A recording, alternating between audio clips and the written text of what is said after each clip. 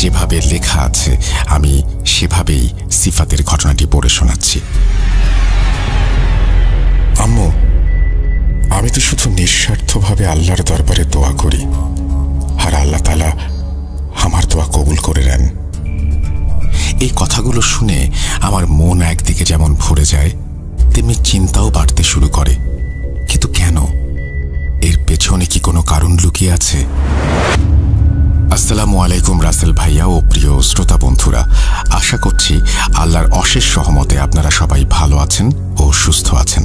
আমিও আল্লাহর রহমতে ভালো আছি, আলহামদুলিল্লাহ। আমি মোহাম্মদ সিফাত আলম, চট্টগ্রাম থেকে লিখছি।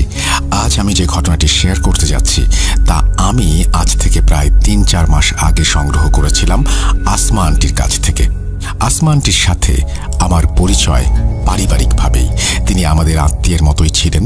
তার কাছ থেকে ঘটনা নেয়ার পর আমি নানান কাজে ঘটনাটি লেখার কথা ভুলে গিয়েছিলাম, কিন্তু আজ আমি তার জন্য অনুতাপ করছি। কেননা আসমা আন্টি গত ৩ জানুয়ারি শুক্রবার ইন্তেকাল করেন। ইন্না লিল্লাহি ওয়া ইন্না ইলাইহি রাজিউন। তার মৃত্যুর খবর শুনে আমার প্রচণ্ড খারাপ লাগে, কেননা তিনি চেয়েছিলেন তার জীবনের ঘটনাটি নিজ কানে শুনে যেতে, যা আমি তাকে দিতে পারিনি। তাই আমি তার কাছে মার্জনা প্রার্থনা করে আজ তার সেই ঘটনাটি শেয়ার করছি। রাসেল ভাইয়ের কাছে অনুরোধ, ঘটনার ভেতরের ভুল ত্রুটিগুলো ক্ষমা সুন্দর দৃষ্টিতে দেখবেন। চলুন সরাসরি আজকের ঘটনায় চলে যাই, যা আসমা আন্টি ঢাকা থেকে আমার সাথে শেয়ার করেছিলেন। আসসালামু আলাইকুম প্রিয় ভূত.com-এর শ্রোতাবৃন্দ। আজ আমি যে ঘটনাটি আপনাদের কাছে উপস্থাপন করতে যাচ্ছি, এমন ঘটনা হয়তো আপনারা কেউ আগে কখনো শোনেননি। আমাদের জন্য এটি ছিল একটি নতুন অভিজ্ঞতা। আমরা মুসলিম হিসেবে জিন জাতিকে বিশ্বাস করি এবং সেটাই আমাদের অবশ্য কর্তব্য। আমাদের মানব জাতির মতো জিন জাতিকেও আল্লাহ তাআলা স্বয়ং সৃষ্টি করেছেন। মানুষের মাঝে যেমন ভালো কিংবা খারাপ উভয় রকমের মানুষ বিরাজমান, তেমনি জিনদের মাঝেও রয়েছে ভালো এবং খারাপ। কিন্তু বেশিরভাগ ক্ষেত্রেই আমরা শুনে থাকি মন্দ জিনের কথা। তাই অনেকের মনে এমন ধারণারও জন্ম নেয়, যার ফলে অনেক মানুষই আছেন যারা ভাবেন জিন জাতি শুধুমাত্র মানুষের অনিষ্টই করে থাকে। বাস্তবে আসলে কি তাই?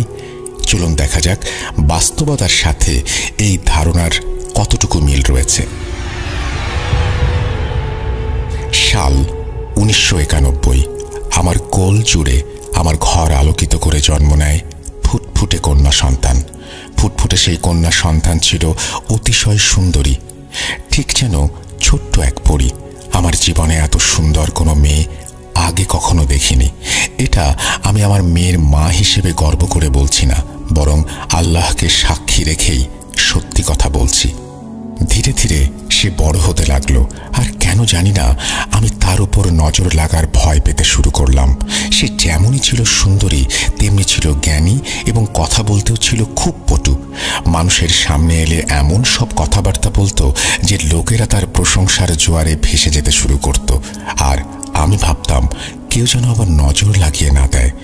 আমি প্রতিদিন তার পড়াশোনার জন্য তাকে কিছুটা চাপ দিতাম, আর পড়ানোর সময় নানান গল্পে নানান ছলে তাকে বোঝাতাম বাইরের লোকজনের সামনে এভাবে কথা বলতে নেই। অনেকেই হাসি ঠাট্টা করে, যা তার বা আমার চোখে পড়ে না, কিন্তু সে আমার কথা তেমন একটা পাত্তাই দিত না।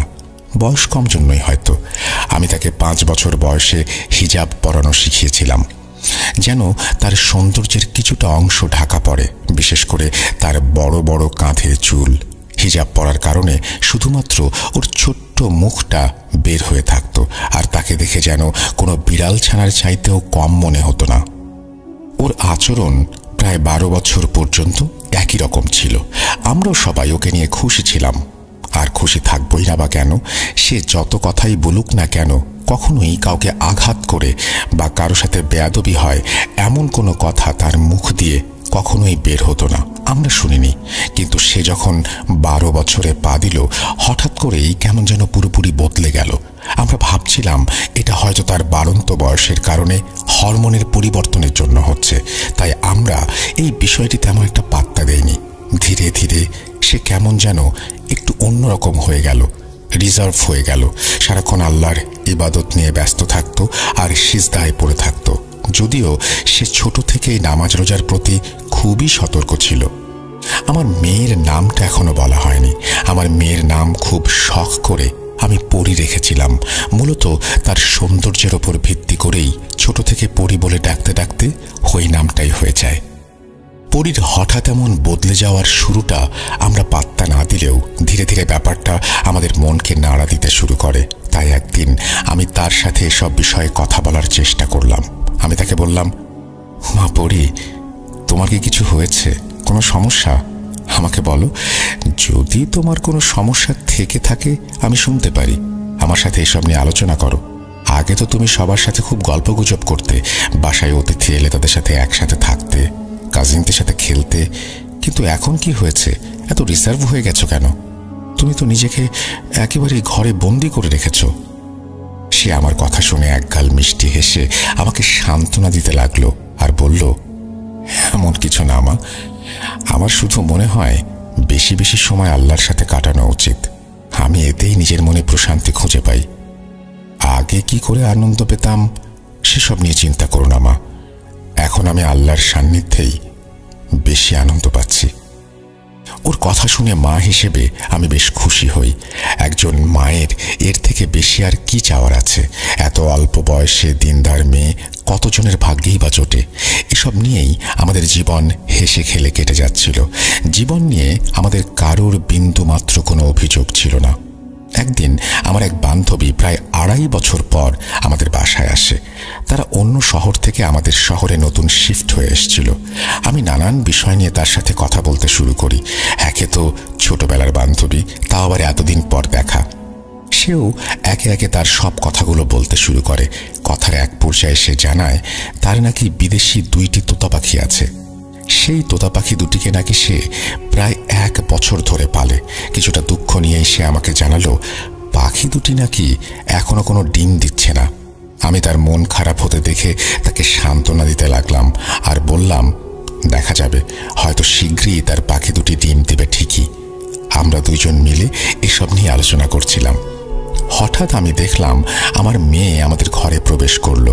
সে যে আমার বান্ধবীর সাথে খুবই আদরের সাথে সাক্ষাৎ করলো আর খবরাখবর নিল এবং আমাদের সাথে বসে গেল, এটাতে আমি বেশ খুশি হয়েছিলাম।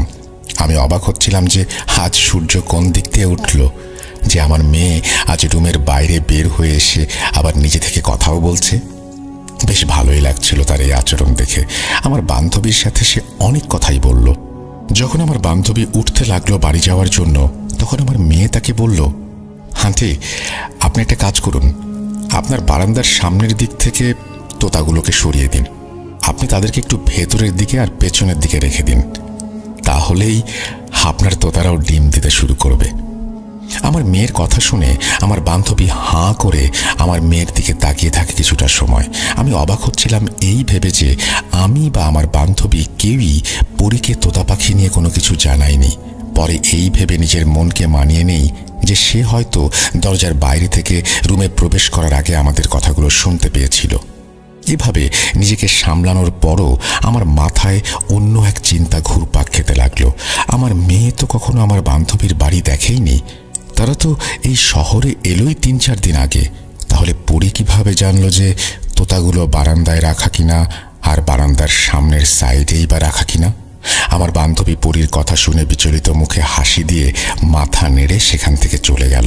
সে যাবার পরপরই আমি পরিকে জিজ্ঞেস করলাম, মা পরি, এটা কি ছিল? উত্তরে সে বলল, কিসের কথা বলছো মা? আমি তাকে আমার প্রশ্ন বুঝিয়ে দিয়ে পুনরায় উত্তরের জন্য অপেক্ষা করতে লাগলাম। সে আমাকে বলল, আমি তো তোমার ঘরের সামনে দিয়ে যাচ্ছিলাম, তখনই আন্টির কথাটা শুনলাম আর তাই ভেতরে চলে আসলাম। আমার তো আগে থেকেই কিছুটা তোতাদের নিয়ে অভিজ্ঞতা আছে। তারা ডিম না দিলে যদি তাদের জায়গা বদলানো হয় তাহলে অনেক সময় তারা ডিম দিতে শুরু করে। আমার মেয়ে পাখি পালতো ছোটবেলা থেকে, তাই তার এই কথা আমার কাছে যৌক্তিকই মনে হয়েছিল। কিন্তু পাখি দুটি কোথায় রাখা আছে সেটা সে কিভাবে জানতে পারল, এই প্রশ্নের উত্তর আমি তখনও পাইনি। আমি পুনরায় তাকে বললাম, আচ্ছা সেটা না হয় হলো, ঠিক আছে, কিন্তু এটা বলো তুমি কিভাবে জানলে যে তাদের তোতাগুলো কোথায় রাখা আছে? সে বলল, মা, সাধারণত লোকেরা তোতাদেরকে বা যে কোনো পাখিকে বারান্দার সামনের দিকেই রাখে। আমি শুধু আন্দাজ করেই কথাটা বলেছিলাম। আমি তার কথা শুনে চুপ করে গিয়েছিলাম, কেননা তার উত্তর তার স্থান থেকে তো সঠিকই ছিল, কিন্তু কেন জানি না বারবার মনে হচ্ছিল কিছু একটা তো অবশ্যই আছে যে আমি ধরতে পারছি না। এই ঘটনার প্রায় 7-8 দিন অতিবাহিত হয়। 7-8 দিন পর আমার বান্ধবী পুনরায় আমাদের বাড়িতে এলো। ঘরে ঢুকেই সে অত্যন্ত খোশ মেজাজে জানালো তার তোতারা নাকি ডিম দিতে শুরু করেছে। আমি তাকে জিজ্ঞাসা করলাম সে কি কোনো পদক্ষেপ নিয়েছিল কিনা যার ফলে তোতারা ডিম দিতে শুরু করলো। সে বলল আমার মেয়ে যেমনটা বলেছিল সে নাকি শুধু তেমনটাই করেছে, অর্থাৎ সে পাখির জায়গা পরিবর্তন করেছে আর 1 সপ্তাহের মধ্যেই তোতারা ডিম দিতে শুরু করেছে। আমার বান্ধবী চাইছিল আমার মেয়েকে ডেকে এনে ধন্যবাদ জানাবে, কিন্তু যখন আমি মেয়েকে ডেকে আনতে গেলাম তখন সে বলল, আম্মু আন্টিকে বলো তার কাজ হয়ে গেছে, তিনি যেন আল্লাহর কাছে শুকরিয়া আদায় করেন, আমাকে শুকরিয়া জানাতে হবে না, আমি কিছু করিনি। যেহেতু আমার বান্ধবী পরীর সাথে দেখা করতে চেয়েছিল তাই আমি তাকে বলেছিলাম একটু বাইরে আসতে। বাইরে এসে সে যেন আন্টিকে শুধু সালামটা দিয়ে চলে যায়, কিন্তু সে বাইরে আসতে চাইল না। বাধ্য হয়ে আমাকে বাইরে গিয়ে আমার বান্ধবীকে বলতে হলো পরী ঘুমাচ্ছে। এভাবেই আমাদের দিন কেটে যেতে থাকে। কিছু সময় পর পরী স্কুলে যাওয়া বন্ধ করে দিল। নিজে থেকেই কোরআন হিফজ করার চেষ্টা করতে শুরু করলো। তার জোড়াজুড়িতে আমি এক মহিলা শিক্ষিকা নিয়োগ দিলাম তাকে হিফজ করানোর জন্য। আমি তার আচরণে এত পরিবর্তন দেখে মাঝে মাঝে খুশি হতাম, আবার কখনো কখনো বেশ বিরক্তও হতাম। এমন না যে আমার ঘরের পরিবেশ খুবই ধার্মিক টাইপের ছিল, কিন্তু তাকে দেখে ভালো লাগতো যে আল্লাহর পথে সে চলছে। কিন্তু সমস্যা ছিল একটাই, সে যে দুনিয়াদারি একেবারেই ছেড়ে দিয়েছিল। না সে আমাদের সঙ্গে কোথাও বের হতো, না তার কোনো বন্ধু ছিল। সে কেবল নিজেকে নিজের ঘরে বন্দি করে রাখত। একদিন আমার অন্য আর এক বান্ধবী আমাদের বাসায় এলো, যে কিনা আমাদের সব থেকে কাছের বান্ধবী ছিল। সে এসে আমার কাছে এক প্রকার কেঁদেই ফেলল। সে তার দুঃখের কথা আমাকে জানাতে শুরু করলো। সে বলেছিল যে তার স্বামী নাকি বাড়ির দিকে একদমই কোনো খেয়াল রাখছে না, এমনকি আমার বান্ধবীকেও নাকি সময় দিচ্ছে না। সকাল থেকে রাত পর্যন্ত বাইরেই থাকে, রাতে বাড়িতে আসলে তার মুড খারাপ থাকে। আমি তার কথা শুনতে শুনতেই খেয়াল করলাম আমার মেয়ে ঘরে ঢুকছে।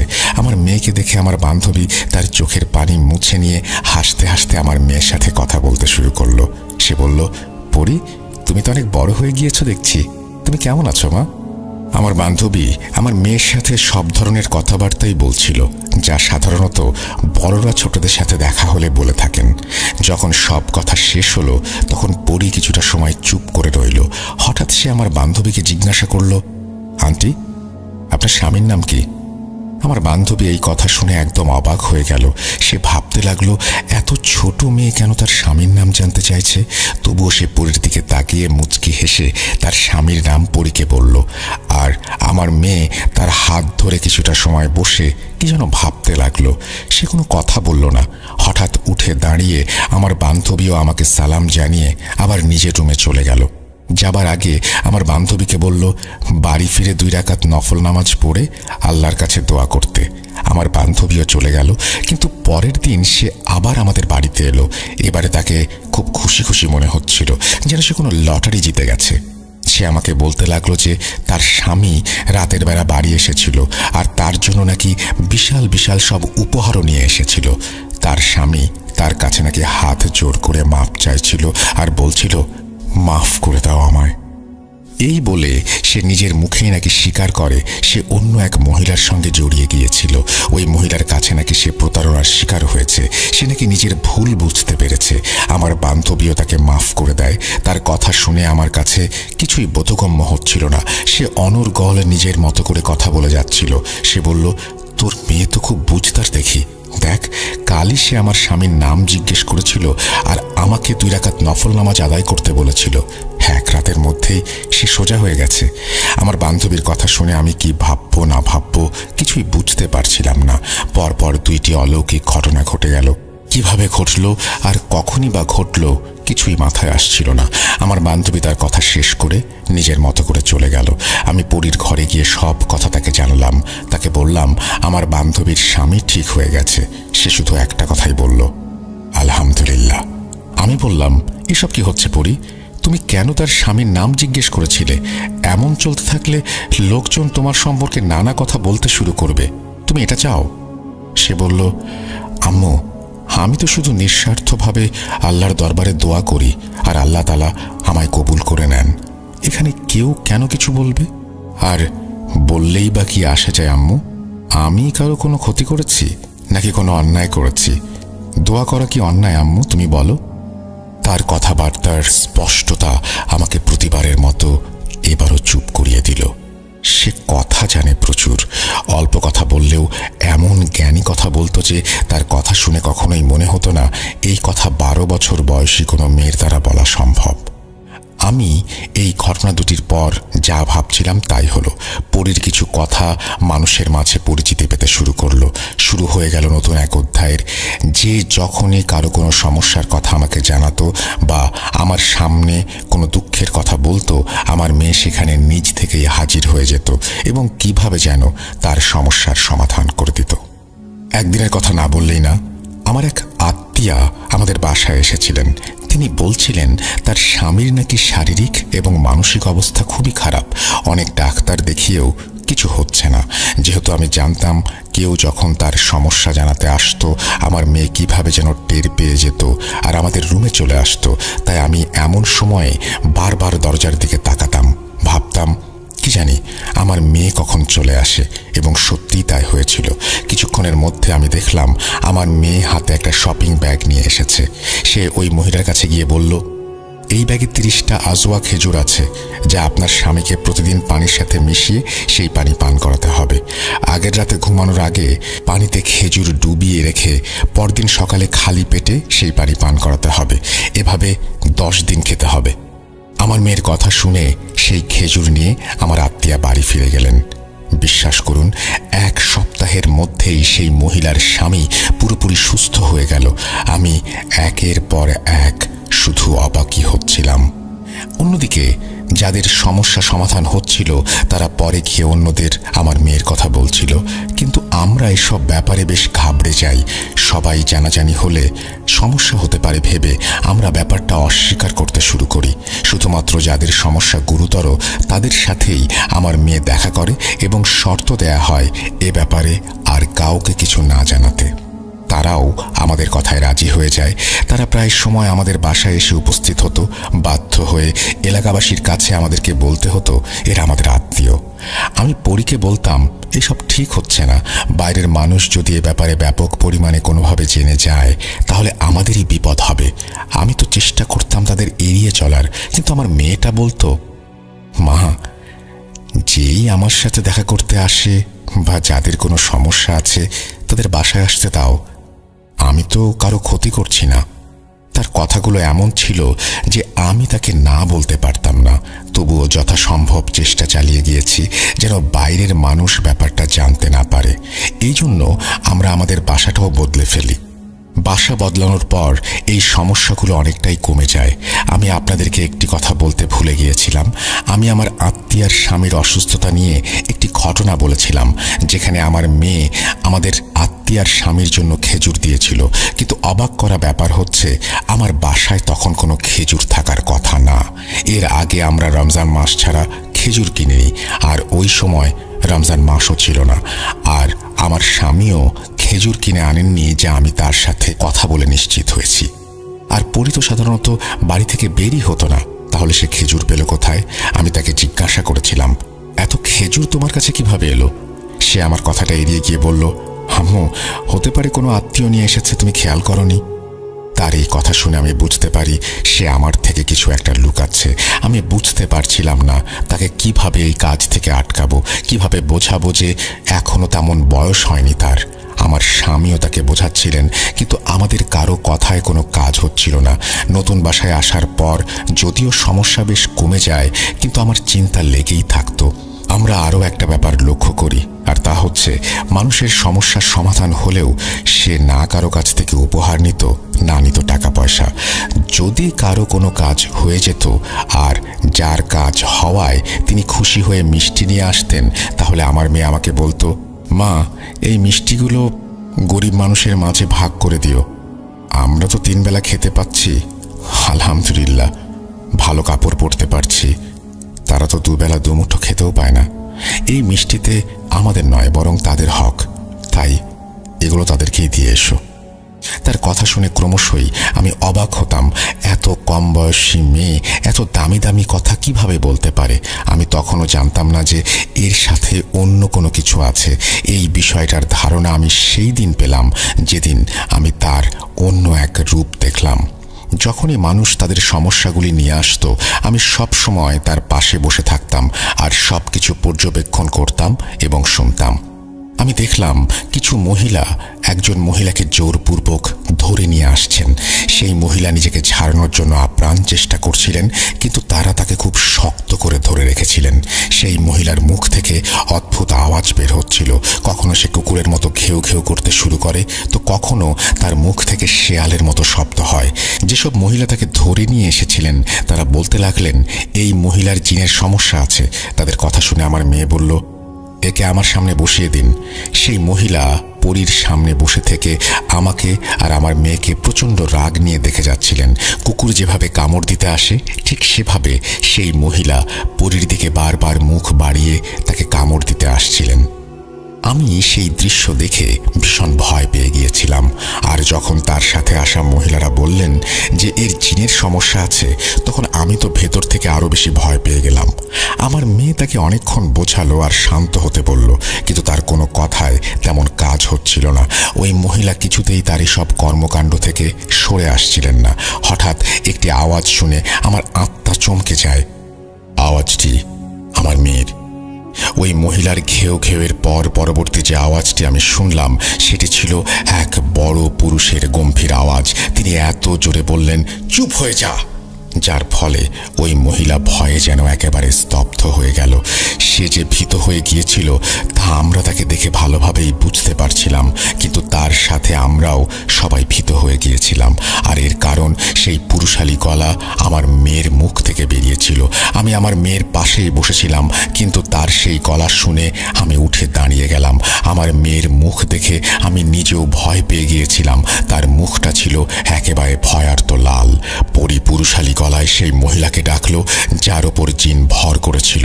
তার ওপর জিন উপস্থিত থাকার পরেও সেই মহিলা এতটা ভয় পেয়ে যায় যেন কিছু একটা দেখে সে প্রচণ্ড ভয় পাচ্ছে। কাছে যেতেই পরি তার হাত ধরল এবং একই পুরুষালী গলায় তাকে জিজ্ঞেস করতে লাগলো, কি করছিস এসব? এই মহিলাকে কেন এত বিরক্ত করছিস? আমার প্রশ্নের জবাব না দিলে সমস্যা নেই, কিন্তু আমার হুকুম না মানলে সমস্যা হবে তোর। এবার ভেবে দেখ কি করবি। পরীর কথা শুনে সেই মহিলার ওপর ভর করা জিন পরীর সামনে একেবারে বাচ্চা ছেলের মতো কাঁদতে শুরু করলো। তার অবস্থা এমন ছিল যেন মাছকে কেউ পানির বাইরে বের করে নিয়ে এসেছে। সে বলল, হুজুর, আমাকে মাফ করে দিন, আমি আর বিরক্ত করব না। আমি জানতাম না এরা আপনার কাছে আসবে। সে সব বলতে বলতে যেভাবে চিৎকার করছিল আর বলছিল, মেরো না আমায়, মেরো না, মনে হচ্ছিল যেন কেউ সামনে আছে যিনি কিনা তার উপর ক্রমাগত আক্রমণ করে যাচ্ছেন। হঠাৎ সেই মহিলা পরীর পায়ে পড়ে গেলেন আর বলতে লাগলেন, হুজুর, আমাকে মাফ করে দিন। আমি সবচেয়ে বেশি অবাক হচ্ছিলাম এই ভেবে যে সে আমার মেয়েকে হুজুর বলছে কেন। এরপর মহিলা সেখান থেকে চলে গেলেন। তিনি কিছুক্ষণের জন্য অজ্ঞান হয়ে পড়ে রইলেন। কিছু সময় পর আমার মেয়েও আবার স্বাভাবিক হয়ে গেল। মহিলার জ্ঞান ফিরে এলো আর তিনিও স্বাভাবিক হয়ে গেলেন এবং তারা সকলেই প্রস্থান করলেন। যখন সব মহিলারা চলে গেল তখন আমি পরীকে জিজ্ঞেস করলাম, পরী, এসব কি হচ্ছে? তুমি কিভাবে এমন পুরুষের মতো করে কথা বলতে পারো? তখন সে কিছুটা চুপ হয়ে রইল। আমিও তার উত্তরের অপেক্ষা করছিলাম। সে নীরবতা ভেঙে বলল যে সে আমাকে একটা কথা বলতে চায়। সে আমাকে অনুরোধ জানায় মানুষের সাহায্য করতে, আর এই সব কিছুতেই তাকে নাকি একজন ভালো জিন সাহায্য করছে। তিনি পরীকে মানুষের সহায়তার জন্য একটা মাধ্যম বানিয়েছেন, আর যেহেতু এটি ভালো কাজ আর মানুষের সেবা করা আর তাদের বিপদ আপদে পাশে দাঁড়ানো মুসলিম হিসেবে সবার কর্তব্য, তাই সে এটাকে মেনে নিয়েছে। আমি তার কথা শুনে তাকে জিজ্ঞাসা করলাম, কি বলছো তুমি? তুমি কি বুঝতে পারছো তুমি কি বলছো? এর মানে কি কোনো ভালো জিন আছে তোমার সাথে? এটা কি আদৌ আমার পক্ষে মেনে নেওয়া এত সহজ হবে? আগেও আমি জিজ্ঞেস করেছি তোমার কাছে, তোমার কোনো সমস্যা আছে কিনা, তুমি কিছুই বলনি। আর আজ হঠাৎ এভাবে সব বলতে শুরু করলে। একবারও ভাবলে না তোমার বাবা মায়ের কেমন লাগবে? হোক সে কোনো নেক জিন, ভালো জিন, করুক সে মানুষের উপকার, কিন্তু আমরা এসব কিভাবে মেনে নেব? আমি অঝরে কেঁদে বুক ভাসালাম। আমার মেয়ে আমাকে সান্ত্বনা দিয়ে বলল, আম্মু তুমি নিজেই দেখো আমাদের ধর্ম আমাদের কি বলে, সুন্দর চরিত্রের পাশাপাশি মানুষের কল্যাণে এগিয়ে যাবার, কারো অনিষ্টের কারণ না হবার।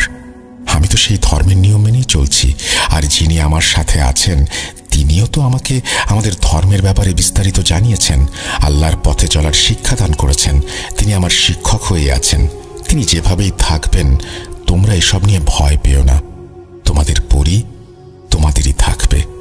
তার কথা শুনে আমি তাকে জড়িয়ে ধরি।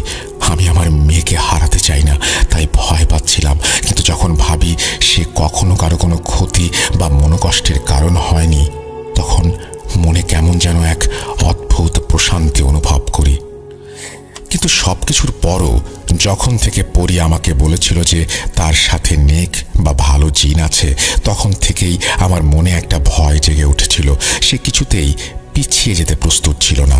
আমি বুঝতে পারছিলাম না কিভাবে তাকে পেছনে সরাবো। কোনো উপায়ন্তর না দেখে আমি আমার পরীকে আল্লাহর কাছে সমর্পণ করি। এছাড়া আমার আর কিছুই করার ছিল না। তার পুরুষালী গলায় কথা বলা, মানুষের সমস্যা সমাধান করা, এসব তো 12 বছরের একটা মেয়ের পক্ষে কখনোই সম্ভব নয়। তার সাথে ভালো জিন আছে বলেই সে এই কাজ করতে পেরেছে, যা আমার আর বোঝার বাকি থাকলো না। থাক সেসব কথা। একদিন আমার স্বামীর অফিসের বস তাকে অফিসে ডেকে নিয়ে বললেন, একটু দরজা লক করে ভেতরে আসুন। আমার স্বামী বসের কেবিনে প্রবেশ করার পর বস তাকে বললেন, আমি আপনার মেয়ের ব্যাপারে কিছু কথা শুনেছি, এই কথাগুলো কি সত্যি? বসের এমন প্রশ্ন শুনে আমার স্বামী বেশ ঘাবড়ে যান আর এসব অস্বীকার করতে শুরু করেন।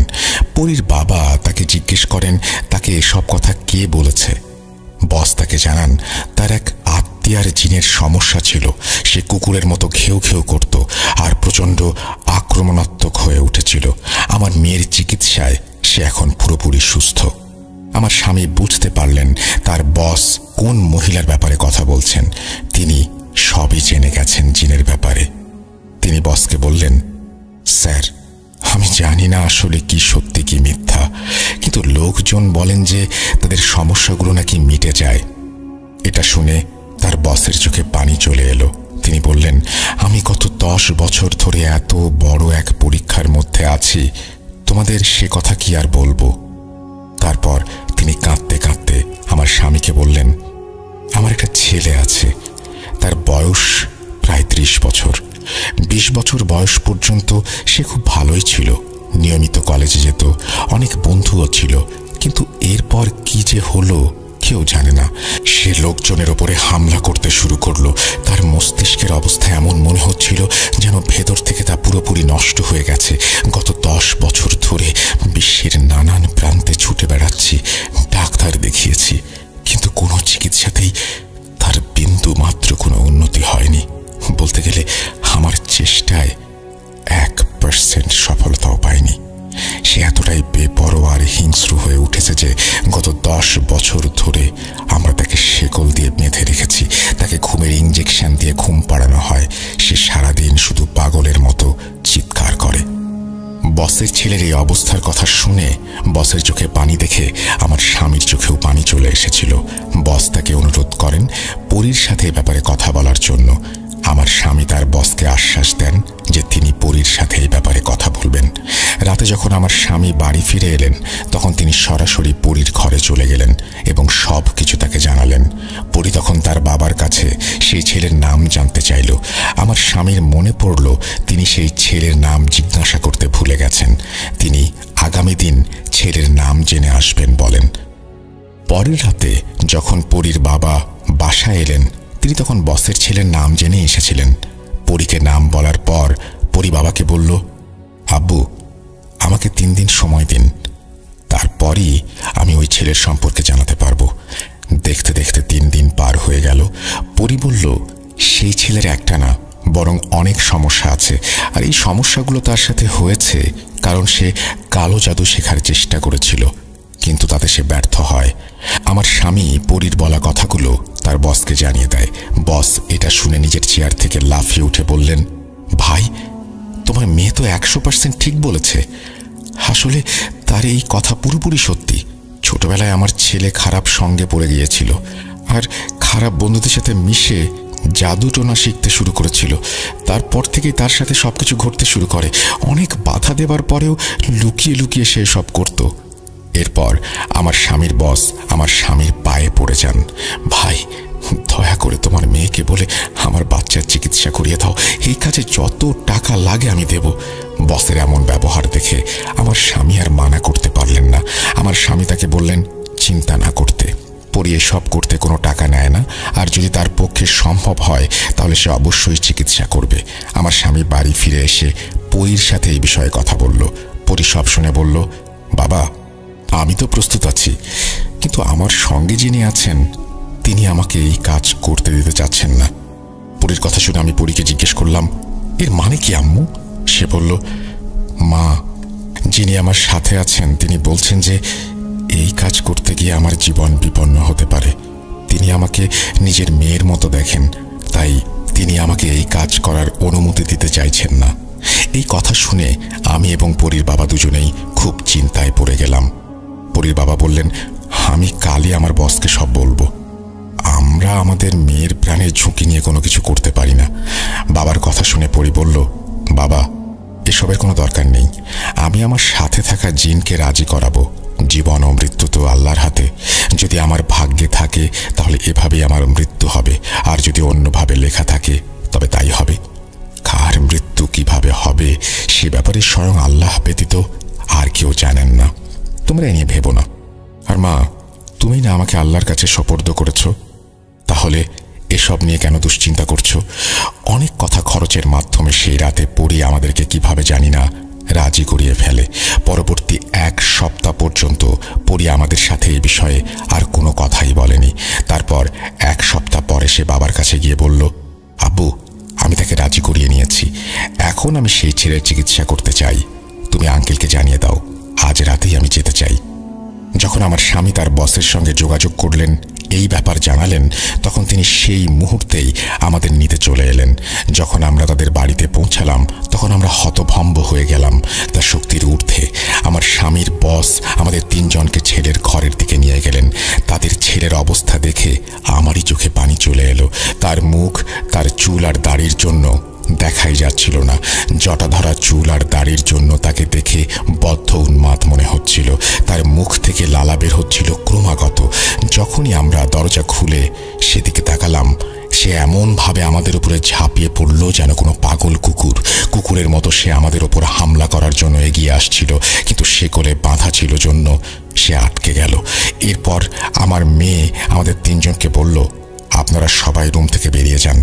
যত খুশি আওয়াজ আসুক বা যাই হোক, আপনারা কেউ ভেতরে আসবেন না যতক্ষণ না আমি নিজে থেকে আপনাদের ডাকবো। আমি আমার মেয়েকে একা সেই রুমে যেতে দিতে প্রচণ্ড ভয় পাচ্ছিলাম। আমাকে দেখে পরি আমার অবস্থা বুঝতে পেরেছিল, আর তাই সে আমাকে বলল, মা, চিন্তা করবেন না, আমি একা নই, আল্লাহ আমার সাথে আছেন। তাহলে এখন আল্লাহর কাছে সোপর্দ করে দিয়ে আপনারা যান। এই কথা বলে হাসি মুখে আমার মেয়ে ভেতরে চলে গেল। যখন দরজা বন্ধ হলো মনে হলো ভেতরে যেন যুদ্ধ হচ্ছে আমার। কখনো মনে হচ্ছিল যেন ভেতরে বোমা ফাটছে, আবার প্রচণ্ড জোরে চিৎকার আর কান্নার আওয়াজ ভেসে আসছে। সেই রুমের ভেতরে কি হচ্ছে আমি কিচ্ছু জানি না। আমি জানি না কি ঘটে চলেছে। আমার মন ভেঙে যাচ্ছিল, কারণ আমার ছোট্ট মেয়ে, আমার পরি ভেতরে একা। 1 ঘন্টা আমার জন্য একেবারে কোনো কেয়ামতের থেকে কম ছিল না। তারপর আমি আমার মেয়ের হালকা আওয়াজ শুনলাম। আমি দরজা খুলে যখন ভেতরে গেলাম তখন দেখলাম সেই ছেলে অজ্ঞান হয়ে পড়ে আছে আর আমার মেয়ে আধা অজ্ঞান। আমরা দ্রুত মেয়েকে নিয়ে হাসপাতালে ছুটলাম। তাকে হাসপাতালে ভর্তি করানো হলো। সে খুবই দুর্বল হয়ে পড়েছিল। ডাক্তাররা বলেছিলেন তাকে 1 সপ্তাহ পর্যবেক্ষণে রাখতে। সে সময় ধীরে ধীরে ডেঙ্গু ছড়াতে শুরু করেছিল। পরীক্ষা নিরীক্ষার পর জানা গেল আমার মেয়ের ডেঙ্গু হয়েছে। আমাদেরকে তার সঙ্গে দেখা করার ওপরে নিষেধাজ্ঞা জারি করা হলো। খুবই খারাপ অবস্থা হয়ে গিয়েছিল তখন। মাত্র 3 দিনের মাথায় আমাদের পছন্দের আর আমাদের আদরের পরি আল্লাহর কাছে চলে গেল। আমার স্বামী বলেছিলেন তার জানাজায় নাকি হাজার হাজার লোক হয়েছিল। আমার স্বামী আরও বলেছিলেন জানাজায় নাকি অনেকে প্রায় দেখতে একই রকমের বৃদ্ধ ছিলেন, যাদের পরনে ছিল লম্বা সাদা জুব্বা। আমার স্বামীর মতে মেয়ের জানাজায় জিনও সামিল হয়েছিল। আমার স্বামীর বসের ছেলে এরপর পুরোপুরি সুস্থ হয়ে যায়। আমি নিজেই তার সঙ্গে দেখা করে এসেছি।